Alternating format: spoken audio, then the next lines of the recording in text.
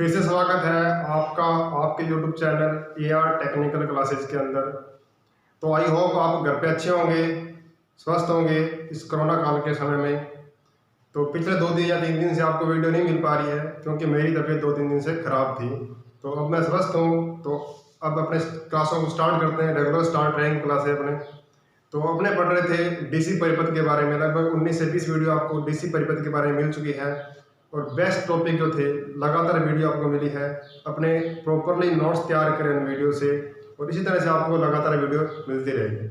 बस मेरी इतनी ही रिक्वेस्ट है आपसे कि आप लगातार वीडियो को देखें और चैनल को सब्सक्राइब करें, लाइक करें और कोई भी क्वेश्चन हो आपका तो आप अपने कमेंट बॉक्स में डाल सकते हैं। तो आपको डेफिनेटली उस क्वेश्चन का आंसर मिलेगा, वीडियो के माध्यम से मिल जाएगा, किसी और माध्यम से मिल जाएगा। तो अपने स्टार्ट कर रहे थे, बैटरी या सेल के बारे में पढ़ रहे थे। उसमें हमने पढ़ा था प्राथमिक सेल के बारे में जाना था, सेकेंडरी सेल के बारे में जाना था, क्योंकि मैंने बीच में थोड़ा सा अंतर पढ़ा था। फिर अपने सेकेंडरी सेल को स्टार्ट किया था, जिसमें से अपने शीशा संचायक सेल लेड एसिड बैटरी या लेड एसिड सेल को लगभग पूरा कर लिया था। लास्ट की वीडियो में मैंने पढ़ा था, उसके अंदर जो दोष होते हैं, फॉल्ट होते हैं, उसके बारे में पढ़ लिया था, शीशा संचायक सेल के बारे में। तो शीशा संचायक सेल जो है लगभग अपने पास पूरा हो गया, लगभग क्या पूरा ही पूरा हो गया अपने पास। ठीक है, तो आज अपने पढ़ते हैं बैटरी या सेल का जो संयोजन पढ़ते हैं। ठीक है, बैटरी और सेल को किस क्रम में, भी अपने ये पढ़ा था ना कि एक बैटरी के अंदर छोटे छोटे सेल होते हैं, 6 सेल होते हैं। ठीक है, उन सेलों को आपस में श्रेणी क्रम में जोड़ा जाता है। ठीक है, तो अपने पढ़ते हैं सेलों को किस किन क्रम में जोड़ा जा सकता है। सेलों को श्रेणी क्रम, समांतर क्रम और विशेष क्रम, 3 क्रम में जोड़ सकते हैं। तो सेलों का संयोजन पढ़ते हैं। क्या टॉपिक है आपके पास? सेलों का संयोजन। ठीक है, तो अपने पास टॉपिक है सेलों का संयोजन, सेलों का संयोजन। ठीक है, तो अपने 3 क्रम से जोड़ सकते हैं इसको, श्रेणी क्रम, समांतर क्रम और मिश्रित क्रम। ठीक है, उससे पहले आपको एक सेल की बात करते हैं कि एक सेल में क्या क्या होता है। एक सेल की बात करते हैं। ठीक है, एक सेल में क्या होता है, एक सेल की बात करते हैं। तो एक सेल में आपको क्या मिलेगा, इस तरह से बनाएंगे अपने सेल। ये अपने पास एक सेल होता है। ठीक है, तो ये बैटरी का EMF, सेल का EMF होगा, ये उसका आंतरिक प्रतिरोध R। ठीक है, और यहाँ पर अपने जोड़ देंगे इसके लोड प्रतिरोध, ये अपने पास RL लोड का प्रतिरोध, और यहाँ इसके सिरों पर मिलेगा आपको VT टर्मिनल वोल्टेज, ये आपको मिलेगा। एक सेल की बात कर रहे हैं। ठीक है, ये बैटरी का EMF। तो E को अपने लिखते हैं EMF से, कई बार EMF लिखा होता है, कई बार लिखा होता है ओपन सर्किट वोल्टेज। क्या लिखा होता है? Open circuit voltage. हिंदी में लिखते हैं खुला परिपथ वोल्टेज या वोल्टेज। ठीक है, E बराबर EMF लिख दो या ओपन सर्किट वोल्टेज लिखो। क्वेश्चन में आपको दिया हुआ न्यूमेरिकल बनता है इसके। ठीक है, ये जो R होता है, ये जो R होता है इसे बोलते हैं आंतरिक प्रतिरोध। क्या बोलते हैं? आंतरिक प्रतिरोध। हर सेल के साथ आंतरिक प्रतिरोध होता है। ठीक है, मैंने बताया था आंतरिक प्रतिरोध क्या होता है। तो बैटरी के अपन टर्मिनल को कनेक्शन करते हैं तो उसका जो प्रतिरोध है, या अपने प्लेटों को जोड़ते हैं उनका प्रतिरोध जो होता है वो आंतरिक प्रतिरोध होता है। ठीक है, और VT क्या होता है? Terminal voltage. क्या बोलते हैं? टर्मिनल वोल्टेज, या कहीं कई बार पूर्ण फुल लोड वोल्टेज, पूर्ण लोड वोल्टेज। ठीक है, फुल लोड वोल्टेज लिखा, फुल लोड वोल्टेज ये भी लिखा जाता है। ठीक है, टर्मिनल वोल्टेज बोल दो या फुल लोड वोल्टेज बोल दो। E होता है वो नो लोड वोल्टेज होती है। ठीक है, ओपन सर्किट वोल्टेज या नो लोड वोल्टेज बोला जाता है। VT टर्मिनल वोल्टेज या फुल लोड वोल्टेज भी बोला जाता है। ठीक है, और देखो ये EM है, इसमें अपने जब KVL का नियम लगाएंगे या KCL का नियम लगाएंगे। ठीक है, तो अपने इसे घुमाएंगे इसको, तो क्या इक्वेशन बनती है? E बराबर VT प्लस IR प्लस में R, ये अपने पास समीकरण बनती है। EMF बराबर VT प्लस में R और आंतरिक प्रतिरोध, और RL क्या है? लोड प्रतिरोध। RL क्या होता है? लोड प्रतिरोध। लोड प्रतिरोध रेजिस्टेंस, लोड रेजिस्टेंस होता है। ठीक है, ये ध्यान रखें। तो दोनों प्रतिरोध को जोड़ा और इसमें जो फ्लो होगी धारा उसका है। ठीक है, तो क्या लिखा है? E बराबर VT प्लस में I या R प्लस में R। ठीक है, ये ध्यान रखें, ये अपने पास होगा। तो ये अपने पास EMF की समीकरण, ओपन सर्किट निकालने की समीकरण है। अगर आप क्या निकालना हो इसके अंदर से धारा निकालनी, आई निकालना, ठीक है। ई माइनस वी अपॉन में आई तो निकालना आपको, तो आप क्या कर सकते हो आर प्लस में आर कर सकते हो, ये ध्यान रखो, इसी समीकरण से निकाला है, ठीक है। आई निकालने के लिए कई बार पूछता है, कई बार इसी के अंदर धारा के लिए पूछ लेता है कि धारा के लिए क्या आता है, आई बराबर क्या आता है ई माइनस वी अपॉन में, सॉरी धारा के लिए आंतरिक प्रतिरोध का मान, आंतरिक प्रतिरोध पूछता है, आंतरिक ई माइनस वी अपॉन में आई होता है आंतरिक प्रतिरोध, उसके लिए आपको लोड प्रतिरोध साथ में लेने की जरूरत नहीं होगी, ई माइनस वी अपॉन में आई, तो कई जगह लिखा होता है आंतरिक प्रतिरोध ई माइनस वी अपॉन में आई की जगह वी बटा में आर कर सकते हैं, तो वी और ये लोड प्रतिरोध होता है आर, इसके जगह ये लेते हैं, ठीक है। ये दो फॉर्मूले आंतरिक प्रतिरोध, ज्यादातर क्वेश्चन आंतरिक प्रतिरोध के बारे में बनता है, आंतरिक प्रतिरोध निकालो ई माइनस वी अपॉन में आई, लोड पर धारा निकाल सकते हैं। और कई बार अपने पास ये निकालता है कि अपने को आई का मान नहीं देता, अपने को लोड प्रतिरोध दिया होता है, आंतरिक प्रतिरोध पूछा होता है, ईएमएफ और वीटी दिया होता है, ई माइनस वी अपॉन में वी इंटू में ये आर, ठीक है। ये कैसे लिखा है, क्योंकि आई बराबर क्या होता है वी अपॉन में आर होता है, आई बराबर वी अपॉन में आर होता है, तो ये वी लगाया और ये आर है, ये लोड प्रतिरोध है, ध्यान रखना, ठीक है। इस तरह से अपने आंतरिक प्रतिरोध निकाल सकते हैं और ये अपने ईएमएफ निकाल सकते हैं, ये अपने धारा निकाल सकते हैं। अब आगे चल के न्यूमेरिकल करेंगे इस पर, तो आपको देखना पड़ेगा किस तरह से करेंगे। तो ये एक सेल की बात कर रहे हैं, ये एक सेल है अपने पास, इस एक सेल की बात की है, ये ई क्या है ईएमएफ है, ठीक है, ये प्लस और माइनस, ये इसका आंतरिक प्रतिरोध, चाहे आगे जोड़ो चाहे पीछे जोड़ो एक ही बात है, ठीक है। ये आरएल क्या है लोड प्रतिरोध, लोड प्रतिरोध के रूप में मिलती है वीटी टर्मिनल वोल्टेज, और इसमें धारा के लिए आई, ठीक है, ये ध्यान रखें। तो ये लिख रहे ओपन सर्किट वोल्टेज बोलते हैं, वीटी को टर्मिनल वोल्टेज बोलते हैं या पूर्ण लोड वोल्टेज बोलते हैं, कि स्मॉल आर है जो आंतरिक प्रतिरोध है, आंतरिक प्रतिरोध internal resistance, R L load प्रतिरोध, ठीक है, बाह्यतम प्रतिरोध बोल देते हैं कई जगह इसको। ये इसकी समीकरण बन गई ई बराबर वीटी प्लस में आई आर, छोटा आर प्लस में बड़ा आर, आंतरिक प्रतिरोध प्लस में लोड प्रतिरोध का योग, इसमें धारा निकालनी हो तो ई माइनस वी, ये इसका प्रतिशोधन करते हैं, ई माइनस वी अपॉन में टोटल प्रतिरोध, टोटल प्रतिरोध कौन सा है आंतरिक प्रतिरोध प्लस में लोड प्रतिरोध, ठीक है, ये ध्यान रखें। अब आंतरिक प्रतिरोध निकालना हो तो ई माइनस वी अपॉन में आई, ठीक है।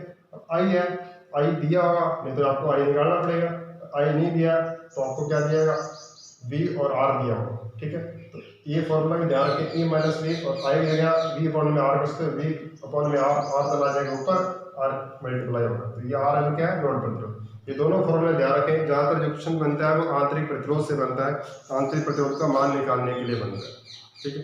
तो ये एक सेल की बात कर ली, इसमें आपको पता लग गया नो लोड वोल्टेज कौन सी है, फुल लोड वोल्टेज कौन सी है, आंतरिक प्रतिरोध कौन सा है, लोड प्रतिरोध कौन सा है, आंतरिक प्रतिरोध की समीकरण अपने कैसे निकाल सकते हैं और ईएमएफ की समीकरण अपने कैसे निकाल सकते हैं, ठीक है।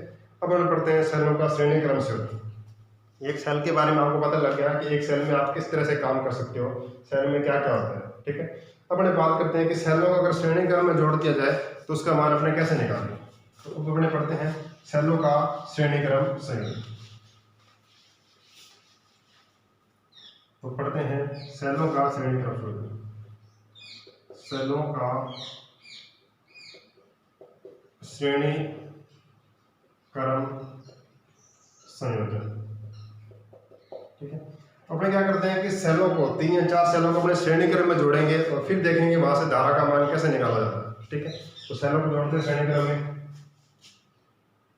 तो ये एक सेल है, ये क्या है एक सेल ई एम और आर, फिर एक सेल और जोड़ देते हैं, ये एक सेल और है, इसका भी ई और इसका प्रतिरोध आर, और ये एक सेल और है, 3 सेल जोड़ दिए ई और आर, ठीक है।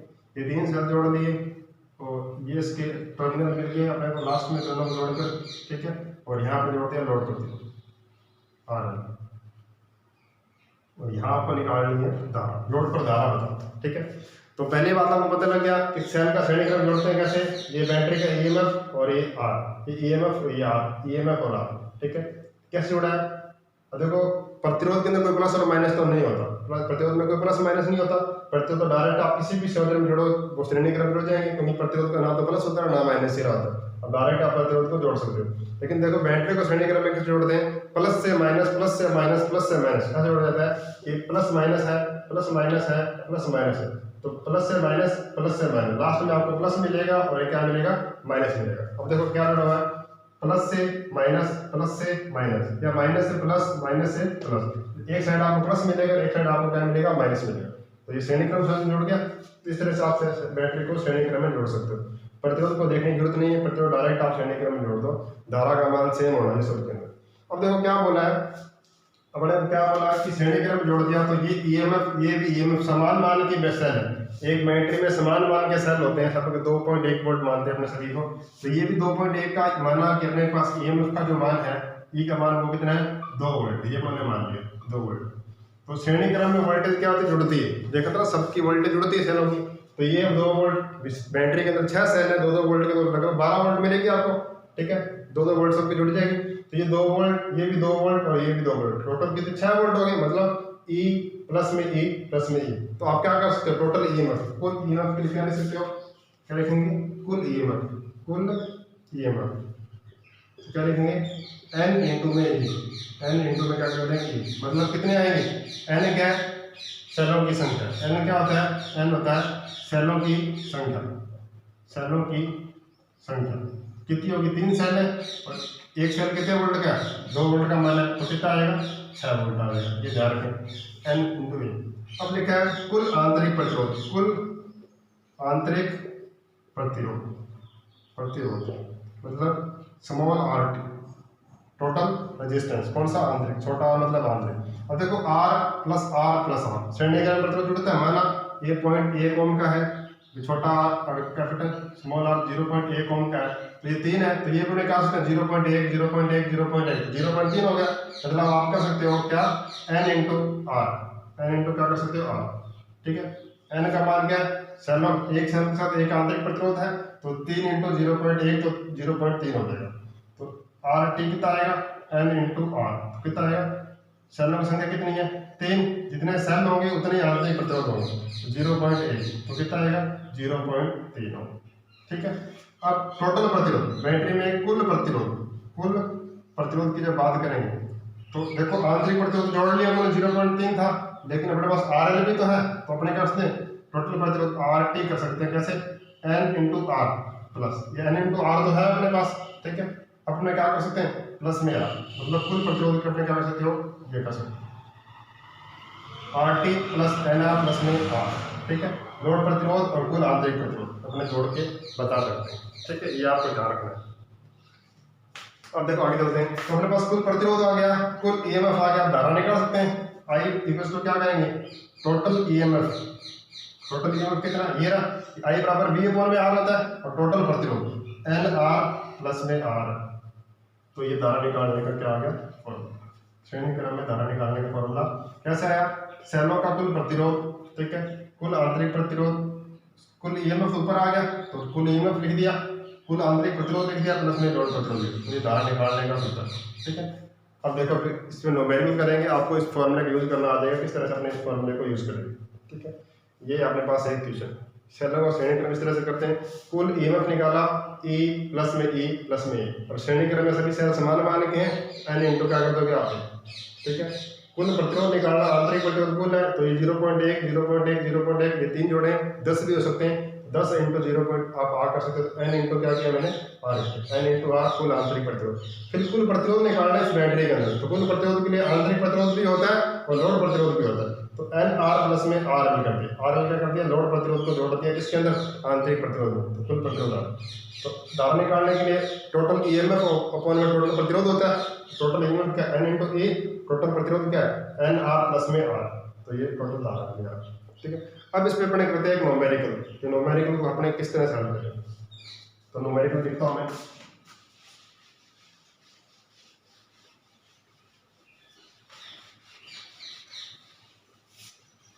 न्यूमेरिकल क्या था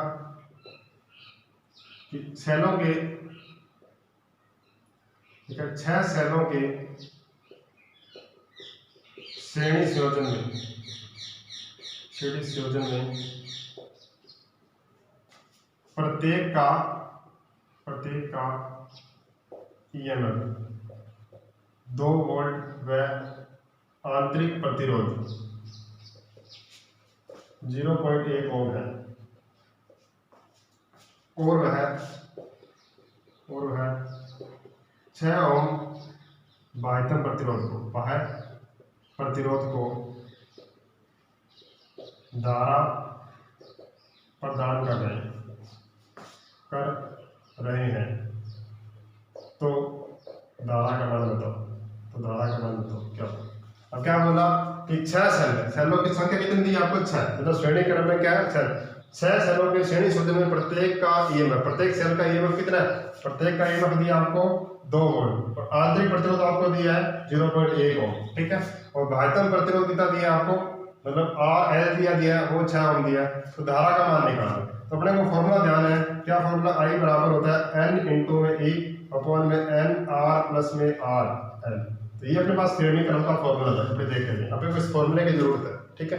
अब देखो N क्या है, सेलों की संख्या। अब सेल कितने अपने पास, N का मान अपने पास कितना है, सेलों की संख्या कितनी थी 6 थी, जब हम ध्यान है सेलों की संख्या 6 थी। E है, EMF क्या है, एक का EMF कितना है, E का मान कितना है 2 वोल्ट है, तो टोटल EMF में निकाल लेंगे N इंटू E कर लेंगे। अभी देखते हैं, अब आंतरिक प्रतिरोध R का मान कितना है, R का मान है 0.1 ओम, ठीक है। और लोड प्रतिरोध कितना अपने पास, RL का मान कितना है अपने पास 6 ओम। तो ये अपने पास डाटा दिया हो, अपने को धारा निकालनी है। अब टोटल EMF कैसे निकालेंगे, I बराबर टोटल EMF कितना, सेल 6 इंटू में 2, मतलब 6 सेल है, एक सेल का EMF 2 वोल्ट, 6 दूनी 12, टोटल कितना हो गया 12 वोल्ट हो गया। तो अपने कर सकते हैं N इंटू E, तो 6 इंटू कितना 2, ये कितना आएगा 12 वोल्ट आ जाएगा। अपॉन में अब क्या करेंगे N इंटू R, N की 6 सेल है, प्रत्येक सेल के साथ एक प्रतिरोध होता है, तो N इंटू R 0.1, तो ये कितना आएगा, प्लस RL कितना है, RL है 6, तो ये N इंटू करें तो 0.6 प्लस में क्या 6, तो ये क्या 6.6, 12 अपॉन में 6.6 का भाग दोगे आप, तो आपके पास क्या आ जाएगा, धारा का मान आ जाएगा। तो नॉर्मल सा है, ध्यान रखें I बराबर N इंटू E अपॉन में N R प्लस में R। कई बार तो डायरेक्ट फॉर्मूला आ जाता है कि सेलों के श्रेणी संयोजन के लिए इनमें से क्या सही है, तो N इंटू E अपॉन में N R प्लस में R, ठीक है। ये लोड प्रतिरोध है, आप इस फॉर्मूले को ध्यान रखें, आपका क्वेश्चन डेफिनेटली क्या हो जाएगा, सही हो जाएगा। अब इसमें एक्सेप्शनल केस बनता है, एक अलग से क्या नोट डालते हैं अपने, क्या होता है यदि श्रेणी क्रम संयोजन में कोई सेल उल्टा जुड़ जाए, तो 1 या 2 सेल अपने विपरीत दिशा में जुड़ते हैं गलती से, तो क्या होगा, इसी क्वेश्चन में अपन देखते हैं, ठीक है। हमारे पास क्या था, तो धारा का मान क्या होगा वो पूछते हैं, ठीक है। अपने पास टोटल 6 सेल थे, अपने पास क्या थे, टोटल 6 सेल थे, तो धारा का मान निकाल लिया मैंने। अब नोट डाल के लिखे इसके अंदर, ठीक है। यदि 2 सेल गलती से विपरीत दिशा में जुड़े हो तो धारा का मान, ठीक है। अब ये क्वेश्चन तो वही था। अब क्या है कि सेलों के श्रेणी क्रम संयोजन में 2 सेल उल्टे जोड़ दिए, मतलब कैसे जोड़ दिए कि अपने पास सेल थे, एक प्लस माइनस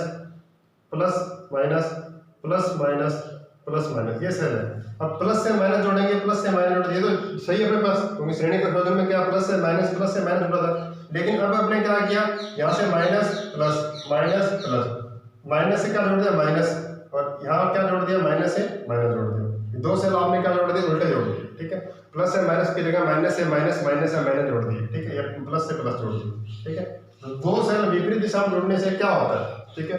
तो देखो अगर बैंडे अपने पढ़ते हैं, अपने केसीएल या केवीएल का नियम पढ़ते हैं अपने, तो कैसे पढ़ते हैं, देखो आपके पास इस तरह बना के दिखाता हूँ मैं आपको कि अपने पास ये E1 की बैटरी है, ठीक है, ये प्लस है, ये प्लस यहाँ जोड़ देते हैं अपने, ठीक है। E2 है, फिर यहाँ पर माइनस जोड़ देते हैं अपने, ठीक है। तो माइनस से माइनस जोड़ दिया, ठीक है, फिर यहाँ प्लस से माइनस कर देते हैं, ठीक है। एक से और जोड़ देते हैं, यहाँ पे माइनस जोड़ देते हैं, ठीक है। तो ये E1 मान लो, ये E2, ये E3, ये E4 और ये E5, ठीक है। अब देखो KVL लगा के देखते हैं, स्टार्टिंग यहाँ से करते हैं, तो कौन सेल जुड़ेंगे कौन से घटेंगे वो देखते हैं। यहाँ से घूमते हैं अपने, ठीक है। इधर देखो यहाँ से तो ये माइनस का है निशान, तो माइनस का E1, यहाँ से आए ये प्लस का E2, फिर यहाँ से आए ये माइनस का कौन सा है E3, यहाँ आए प्लस का E4, यहाँ आए माइनस का E5। देखो लास्ट में अपने क्या मिला, 0 मिला। देखो माइनस का ये रहा और ये माइनस का, तो 2 तो अपने माइनस के, माइनस E1 और माइनस E3, तो ये तो माइनस के हो गए। प्लस का क्या है, प्लस का E2, प्लस का E4, प्लस ये भी माइनस का E4 है, माइनस का क्या है E5। तो देखो प्लस और माइनस जोड़ेंगे तो अपने पास इनका ईएमएफ निकालेंगे तो अपने पास टोटल तो घट के आएगा, टोटल सबका जुड़ के नहीं आएगा। ये मानते हैं अपने पास, अगर माना कि सभी अपने 2-2 वोल्ट के हैं, सभी अपने पास क्या 2-2 वोल्ट के हैं, ठीक है, 2-2 वोल्ट के, तो देखो -2 वोल्ट और -2 वोल्ट, तो -4 वोल्ट हो गया। इधर देखें और ये -2 माइनस का 6 वोल्ट हो गया, ठीक है। इधर देखें अपने तो 2 प्लस का था, ये भी 2 प्लस का, तो प्लस का क्या आ गया 4 वोल्ट, तो माइनस का 6 और प्लस का 4, तो अपने निकाल के माइनस का 2 वोल्ट आएगा। तो मतलब क्या है कि अगर एक सेल या 2 सेल विपरीत दिशा में जुड़ जाए तो वो सेल की ईएमएफ क्या होता है, सेल की वोल्टेज क्या हो जाती है, घट जाती है, सेल की वोल्टेज क्या होती है, घट जाती है। अब देखते हैं आपको कि आप किस तरह से, भी तो समझाने का तरीका था, इस तरह से घटती है, ठीक है। अब आपको किस तरीके से करके देखना है वो ध्यान रखें कि आपके पास बोला है कि 6 सेल, अब इसमें क्वेश्चन कैसे रहेगा कि 2 सेल उल्टे जोड़ दिए, 6 सेल उल्टे जोड़ दिए तो क्या होगा, ठीक है। आपको जाना है टोटल सेलों की संख्या कितनी है, टोटल एन कितनी है आपके पास, 6 सेल है, कितने सेल है, 6 सेल है, ठीक है। अब कितने विपरीत जोड़े हैं, 2 गण जोड़ दिए, ठीक है। तो विपरीत कितने जोड़े हैं अपने पास, विपरीत जोड़ दिए आपके पास 2 सेल, ठीक है। तो सही कितने आपके पास है, सही आपके पास कितने हैं, 4 सेल, तो 2 टोटल कितने, 6 हो गया अपने पास, टोटल आपके पास 6 सेल थे, 6 में से विपरीत कितने, उल्टे कितने जोड़ दिए, 2 सेल जोड़ दिए, तो सही कितने हैं, 4 सेल है, ठीक है। तो 4 सेल की वोल्टेज देखो कितनी आएगी, 4 सेल की वोल्टेज 2 वोल्ट 6 8 वोल्ट होगी, और 2 सेल की जो विपरीत उसकी वोल्टेज कितनी है, 4 वोल्ट है, ठीक है। तो आपके पास 8 में से 4 गए तो कितना बचेगा, 4 आपके पास सही वोल्टेज कितनी मिलेगी आपको, 4 वोल्ट मिलेगी। या आप ऐसे भी कर सकते हो कि 4 सेल सही थे, 2 सेल उल्टे थे, ठीक है। तो काम कितने सेल कर रहे हैं, टोटल 6 सेल थे, इसमें 4 सही थे, 2 उल्टे थे, तो 4 में से 2 गया तो आपके पास 2 सेल काम कर रहे हैं, 2 सेल की वोल्टेज कितनी है, 2 वोल्ट है, ठीक है। एक सेल की वोल्टेज 2 वोल्ट है, 2 की वोल्ट कितनी होगी, 4 वोल्ट। तो वैसे भी आप 4 वोल्ट कर सकते हो, इस तरीके से करो चाहे इस तरीके से मान लियो। आपके पास ध्यान रखना कि आपके पास सेल कितने हैं, टोटल सेल, इसमें सही कितने और गलत कितने हैं, सही 4 थे, टोटल थे 6 सेल आपके पास, इसमें सही काम कर रहे थे 4 और 2 काम कर रहे थे विपरीत दिशा में, तो 4 सेलों में से 2 सेल गए, मतलब इसने 2 सेलों में 2 सेल सही सेल के भी खराब कर दिए, सही कितने काम कर रहे हैं, 2 ही काम है, मतलब 4 - 2 2 काम करें, एक की वोल्टेज 2 वोल्ट थी, 2 कितनी होगी, 4 वोल्ट। तो ईएमएफ का फर्क पड़ता है आपके पास, ईएमएफ आपके पास क्या होता है, विपरीत दिशा में घट जाता है। तो ईएमएफ पहले कितना आ रहा था, 12 वोल्ट आ रहा था, अब कितना आएगा, 4 वोल्ट आएगा। अब ध्यान रखें कि हमेशा ईएमएफ में फर्क पड़ेगा उल्टा सीधा जोड़ने से, ठीक है, लेकिन कभी प्रतिरोध पे उल्टा सीधे से कोई फर्क नहीं पड़ता। हमेशा आंतरिक प्रतिरोध कितना आएगा इसका, आंतरिक प्रतिरोध जितना पहले था उतना ही आएगा, 0.6 ओम, लोड प्रतिरोध कितना आएगा, उतना ही आएगा, ठीक है। तो इसका आंसर अब क्या आएगा, इसका आंसर आएगा कि ईएमएफ कितना आएगा, N × E, उल्टा जोड़, इसका आंसर कितना आएगा, ऊपर कितना आएगा, 4 वोल्ट, नीचे क्या आएगा, कोई आंतरिक प्रतिरोध N × R प्लस में R, ये आएगा N × R 0.6 था प्लस R कितना था, 6, आंसर अब क्या बन जाएगा, 4 बटा में 0.6 बन जाएगा। तो फर्क इस पे पड़ेगा, सेल को विपरीत दिशा में जोड़ दिया जाए तो फर्क पड़ता है इसके ईएमएफ पर, ना तो आंतरिक प्रतिरोध में पड़ता है, ना ही लोड प्रतिरोध में पड़ता है। तो सेलों को श्रेणी क्रम संयोजन के अंदर अगर 2 या 3 सेल विपरीत दिशा में जुड़ जाए तो वोल्टेज क्या होती है, डाउन हो जाती है। सही सेलों में से आप क्या करो, सही सेलों में से गलत सेलों को घटा दो, जितने सेल बचते हैं उसकी ईएमएफ से गुणा कर दो, आपके पास ईएमएफ आ जाएगी। तो आप ये तरीका भी कर सकते हो और ये तरीका भी कर सकते हो, कोई दिक्कत नहीं है, बस आपको ईएमएफ का ध्यान रखना है, बाकी की चीज़ पे कोई फर्क नहीं पड़ेगा। तो ये था सेलों का श्रेणी क्रम संयोजन। ध्यान रखें, सेलों का श्रेणी क्रम संयोजन वोल्टेज के मान को बढ़ाने के लिए किया था, ये ध्यान रखना है। सेलों का श्रेणी क्रम संयोजन जो किया जाता है वो वोल्टेज के मान को इंक्रीज करने के लिए किया जाता है, इसलिए अपने बैटरी के अंदर सेलों को श्रेणी क्रम में जोड़ते हैं, ये आपको ध्यान रखना। अब बढ़ते हैं आगे, सेलों का समांतर क्रम संयोजन, सेलों का समांतर क्रम संयोजन।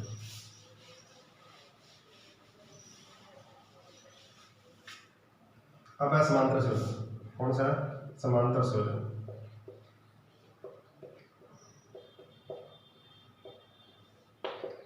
देखो समांतर संयोजन में क्या होता है कि प्रत्येक सेल का क्या अपने समांतर में जोड़ते हैं, जैसे प्रतिरोध जोड़ रहे थे वैसे सेलों को भी अपने समांतर क्रम में जोड़ सकते हैं। अब क्या होगा, प्लस से प्लस जोड़ देंगे सारे के सारे, माइनस से क्या जोड़ देंगे, माइनस जोड़ देंगे, तो सारा क्या होगा, समांतर क्रम, ठीक है। अब देखते हैं जोड़ दिया, ये मेरे पास एक सेल था E और R, एक सेल और आ गया E और इसका प्रतिरोध R, तो एक सेल और आ गया E और ये R, तो अपने 3 सेल ले लिए, प्लस से प्लस जोड़ दिए सबके, और ये माइनस वाले सिरे सबके माइनस जोड़ दिए, और ये अपने यहाँ जोड़ दिया लोड प्रतिरोध R है, ठीक है। अब देखो EMF सबका मान E है, सबका मान क्या है R। तो देखो आपको धारा निकालनी है लोड की, ठीक है, आपको आई का मान निकालना है। अब ध्यान रखें, अब मानते हैं ई का मान 2 वोल्ट है, सबका मान 2 वोल्ट है, ईएमएफ का मान, आंतरिक प्रतिरोध 0.1 ओम है, वही है पहले वाला देते हैं क्वेश्चन। आर एल का मान कितना है आपके पास 6 ओम है, आपको लोड पर धारा बताओ कितनी होगी, ये क्वेश्चन आपके पास, ठीक है। क्वेश्चन से समझ सकते हैं बच्चों। अब देखो इसका मान 2 वोल्ट है, इसका मान 2 वोल्ट है, इसका मान 2 वोल्ट है, लोड पर कितनी मिलेगी आपको 2 वोल्ट मिलेगी, क्योंकि समांतर संयोजन के अंदर वोल्टेज का मान क्या रहता है, सेम रहता है, 2 वोल्ट 2 वोल्ट 2 वोल्ट। तो इस लोड पर भी क्या मिलेगी आपको, वीटी कितनी मिलेगी, 2 वोल्ट मिलेगी, ठीक है। तो आप ध्यान रखें टोटल ईएमएफ जो आएगा, कुल ईएमएफ क्या आएगा, ईटी बराबर क्या आएगा, ई आएगा, मतलब टोटल ईएमएफ जितना आएगा उतना ही आएगा, ठीक है। अब कुल प्रतिरोध की बात करें, कुल आंतरिक प्रतिरोध की बात करते हैं। कुल आंतरिक प्रतिरोध मतलब आर टी कितना है। अब देखो समांतर क्रम में प्रतिरोध का मान क्या होता है, घटता है, ये ध्यान रखें, आर।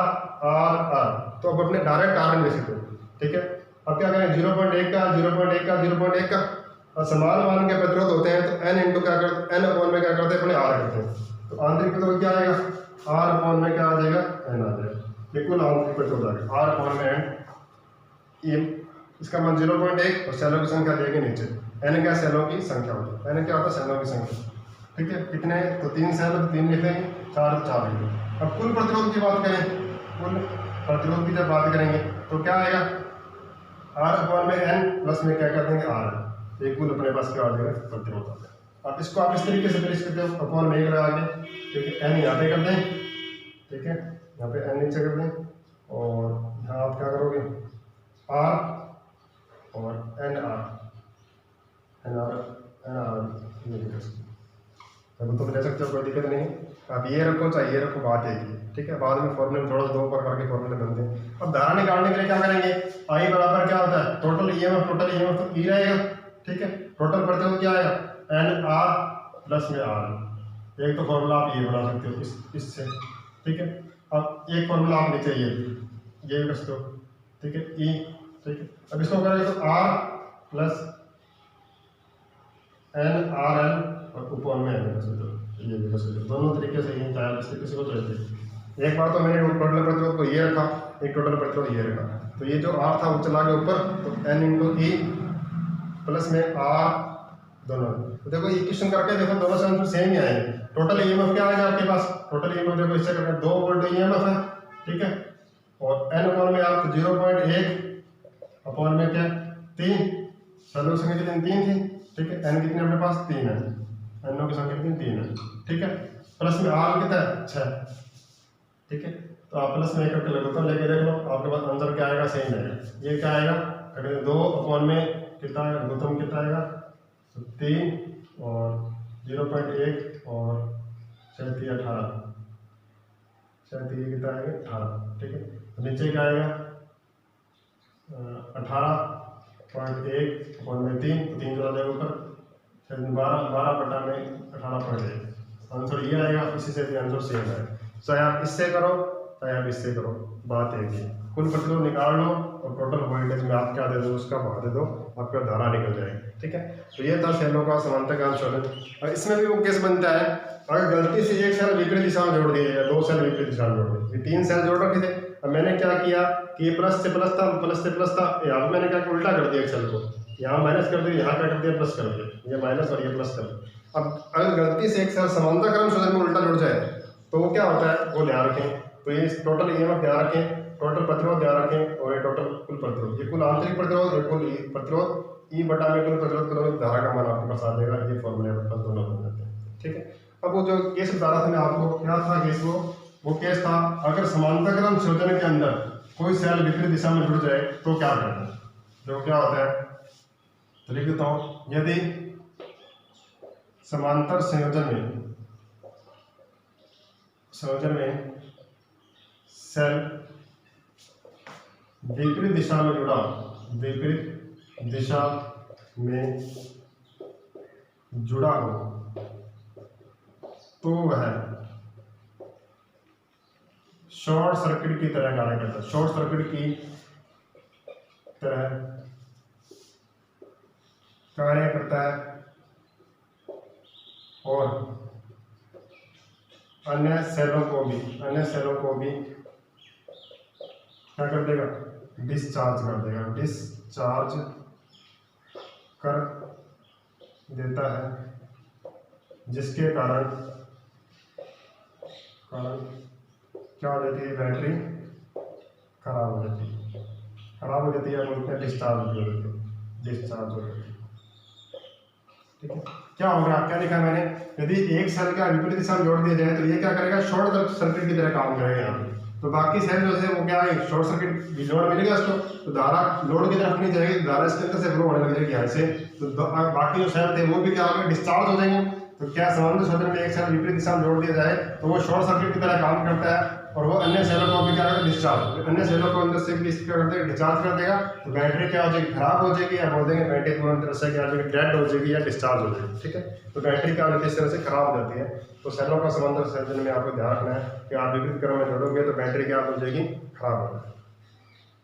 तो ये अपने पास समांतर क्रम संयोजन था। अब हम पढ़ते हैं सेलों का मिश्रित क्रम संयोजन।